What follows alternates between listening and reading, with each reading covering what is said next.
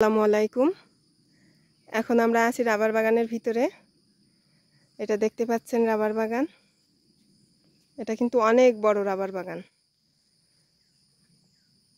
এইখানে তো অসংখ্য গাছ, মনে করেন গুনেও শেষ করা যাবে না। আর রাবার আজকে সংগ্রহ করিনি, গতকালকে বৃষ্টি হয়েছিল। বাবা এই যে এই রাবার গাছ সংরক্ষণ করার আগে রেদওয়ান জানে। এই কি করো বাবা তুমি? আমার এই যে কি করতেছিলে? এই যে রাবার গাছ, আমাদের দেশে খেজুর গাছে যে রসটা সংগ্রহ করে ঠিক একই প্রক্রিয়ায় এই কাটার আগে পুরাতন এই রস রাবারটা টেনে তুলতে হয়। তারপরে একটু দা দিয়ে এখান থেকে কেটে দিলি। আর এই যে দেখেন বাটি, এইভাবে এইভাবে রাবার পরে। আর এই রাবার গাছে দেখেন আমি না কাটতেই শুধু একটু আঠা তুলেছি, তাতেই কষ বেরোচ্ছে।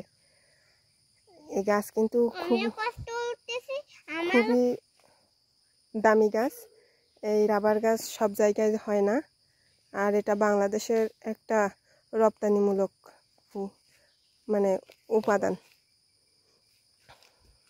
রেদওয়ান মাঝে মাঝে আসে রাবার বাগানে ঘুরতে, আমরা আসি বেড়াতে। বাবা কেমন লাগছে তোমার? ভালো লাগছে। এই গাছটা দেখে আসলে খুবই ভালো একটা জায়গা, তাই না? অনেক সুন্দর, অনেক সুন্দর একটা জায়গা।